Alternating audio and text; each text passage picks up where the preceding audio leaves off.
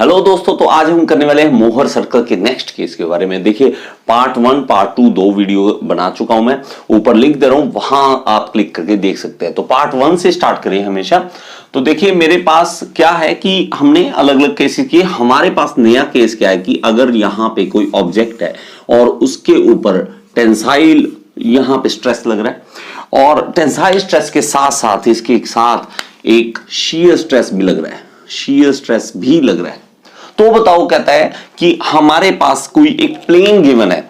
अगर एक plane given है, कोई यहां पे मान लेता हूं, चलो यहां पे कोई प्लेन मान लेता हूं कि यहां पे 20 डिग्री पे कोई प्लेन है। तो 20 डिग्री मतलब थीटा कोई भी 20 डिग्री पे हमारे पास प्लेन है। वहां पे बताओ कि सिग्मा एन मतलब नॉर्मल स्ट्रेस, शीयर स्ट्रेस और रिजल्टेंट स्ट्रेस की वैल्यू कितनी होगी। अगर हमारे पास ये वाली वैल्यू दी रखी हो, ये वैल्यू है सिग्मा एक्स, ये मान लेते हैं, मान लो 500 मेगा पास्कल वैल्यू दे रखी है। ओके, और ये दे रखी है शीयर स्ट्रेस की, shear stress 200 mega pascal value दे रखी है शीयर स्ट्रेस की, और यहां पे ये एंगल थीटा गिवन है। तो आपको अगर पूछे तो क्या करना है, तो हमारे पास क्या करेंगे, सबसे पहले हमारे पास आता है पॉइंट O। तो O पॉइंट से हम शुरू करेंगे, O पॉइंट से हम शुरू करेंगे। और दोबारा एक बार बता दूं आपको, हम जब भी टेंसाइल स्ट्रेस लेंगे, टेंसाइल, तो उस केस में हम लेंगे पॉजिटिव वैल्यू, पॉजिटिव वैल्यू। और जब भी कंप्रेसिव होगा तो उसमें होगा नेगेटिव वैल्यू।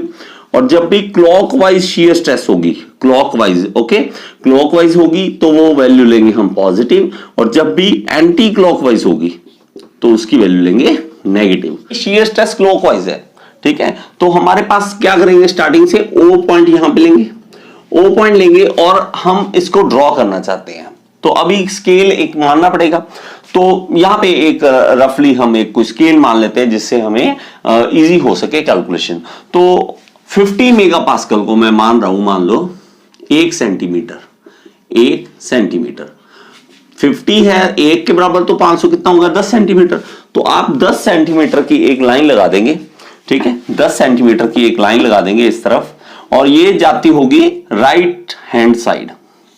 ओके, ये राइट हैंड साइड जाएगी, सिंपल। तो इस पॉइंट का नाम हम रखेंगे J। और जो जो पॉइंट के नाम रखने हैं उसको याद कर लो, हमेशा वही आते होते हैं। अब इस केस में हमारे पास एक और है कि शीयर स्ट्रेस है। अब शीयर स्ट्रेस है क्लॉकवाइज। तो क्लॉकवाइज मैंने आपको बताया कि पॉजिटिव वैल्यू लेंगे, लेकिन किस तरफ से, अगर वाई डायरेक्शन में ऊपर देखें तो उस तरफ पॉजिटिव में ऊपर, और एंटी क्लॉकवाइज के लिए नीचे जाते हुए नेगेटिव।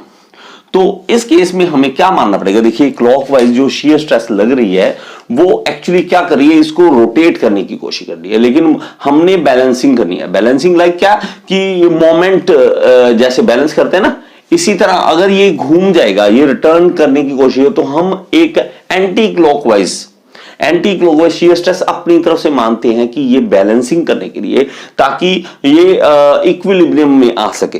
तो हम अपनी तरफ से जो मान रहे हैं वो यहां पे मान लेते हैं, ठीक है। और वो क्या करेगा, एंटी क्लॉकवाइज रोटेट करेगा। तो ये मान लेते हैं इस तरह से, तो ये एंटी क्लॉकवाइज रोटेट करेगा, ये क्लॉकवाइज करेगा, लेकिन ये वैल्यू भी सेम इतनी ही लेनी पड़ेगी हमें। ये अपनी तरफ से मान के ये वैल्यू लेते हैं, ओके। अब हमारे पास क्या है कि J इस पॉइंट पे रखना है, और 200 मेगा पास्कल है तो 50 मेगा पास्कल 1 सेंटीमीटर था, तो 200 कितना होगा, 4 सेंटीमीटर। तो आपने क्या करना है, स्केल रखना है और यहां पे हम J पॉइंट पर ही ऊपर की ओर 4 सेंटीमीटर की एक लाइन लगा देंगे, ओके, 4 सेंटीमीटर की एक लाइन लगा देंगे, और यहां पर भी 4 सेंटीमीटर की एक लाइन आ जाएगी, यहां पर भी। और इनके जो नाम रखेंगे वो होगा D और E, ये पॉइंट के नाम आ जाएंगे। अब हम क्या करेंगे कि हम इन दोनों पॉइंट्स को जोड़ेंगे, D और E पॉइंट को आपस में ज्वाइन कर देंगे। देखिए, तो ये देखिए हमारे पास D और E आपस में ज्वाइन हो जाएंगे यहां पे, ठीक है, यहां पे ज्वाइन हो गए। अब हम क्या करेंगे कि हम यहां पे इस पॉइंट का नाम दे C पे हम क्या करेंगे, कंपास रखेंगे और D तक खोलेंगे, और इस तरह से एक सर्कल बना देंगे। इस तरह से आप बना सकते हो, ओके। तो ये इस तरह से सर्कल बन जाएगा। अब आता है मेन पॉइंट, अब आता है मेन पॉइंट कि अब करना क्या है। ये चीज होगी। अब मेरे पास मेरे भाई की हमें पूछा हुआ है कि 20 डिग्री एंगल जो है उस पे हमें बताना है कि नॉर्मल स्ट्रेस, शियर स्ट्रेस और रिजल्टेंट स्ट्रेस की वैल्यू कितनी होगी। तो यहां से 2 थीटा हम जब एंगल बनाएंगे तो यहां से 40 डिग्री, तो यहां से देखते हैं तो 40 डिग्री ऑलमोस्ट मान लेता हूं कि यहां पे है। और यहां से आप क्या करोगे, एक लाइन खींच दोगे और वो कट करेगी सर्कल को यहां पर। ओके, कहीं पे कट करेगी जहां पे, और उस पॉइंट का हम नाम रख लेंगे। देखिए यहां पे आ गया, तो ये कितना एंगल था, ये 2 थीटा। तो ये याद रखना कि ये यहां से लेना है आपने, ये सीधी लाइन से नहीं, यहां से लेना है। ओके, ये 2 थीटा। अब हमारे पास ये इस पॉइंट का नाम रखेंगे P। ओके, P नाम रखने के बाद अब इजी है, अब क्वेश्चन खत्म हो चुका है हमारा। अब न्यूमेरिकल में कुछ भी नहीं बचा। अब करना क्या है कि P से एक परपेंडिकुलर खींचेंगे जो कि बिल्कुल नीचे यहां पे जाएगा, और इसके साथ परपेंडिकुलर हो गया, और O और P को ज्वाइन कर देंगे। अब हमारा काम क्या है कि इस पॉइंट का नाम रखना Q।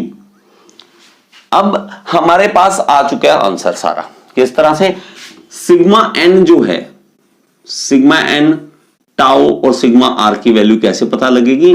सिग्मा एन हमारे पास होगा ओ क्यू की लेंथ, ओ क्यू, और टाउ जो है हमारे पास वो होगा पी क्यू, पी क्यू की लेंथ, और ओ पी की लेंथ हमें देगी सिग्मा आर। ओके, ये 3 वैल्यू कैसे, आपने यहां से लेंथ देखनी है कि कितनी है। मान लेते हैं कि ये 2 सेंटीमीटर है, ऐसे कुछ भी मान रहा हूं, 2 सेंटीमीटर।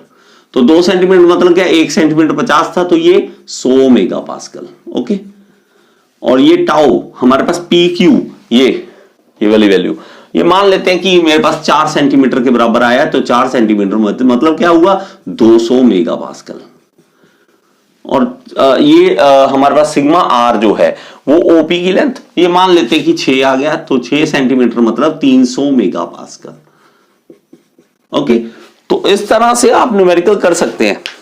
ठीक है, अगर आपको समझ आ गया है तो आपने क्या करना है, अभी इसको सॉल्व करके दिखाना है। यही सेम वैल्यू लेनी है आपने, और यही सेम वैल्यू लेके और हमें आंसर बताना है। कमेंट बॉक्स में मुझे बताना है कि इसका आंसर कितना है। उम्मीद करता हूं कि आपको ये चीज समझ आई होगी, और समझ आई है तो कमेंट बॉक्स में जरूर बताओ कि ये आपको इजी लगा या डिफिकल्ट लगा। ठीक है, अब पहले कैसा लगता था और वीडियो देखने के बाद कैसा लगा, एक बार जरूर बताएं मोहर सर का इजी है या नहीं। मेरी बनाई और ज्यादा वीडियोस अगर आप देखना चाहते हैं तो YouTube के सर्च बॉक्स में लिख दीजिए टॉपिक का नाम और साथ में लिख दीजिए गियर इंस्टीट्यूट। अगर उस टॉपिक पे मैंने वीडियो बनाई है तो आपके सामने आ जाएगी। Thank you so much.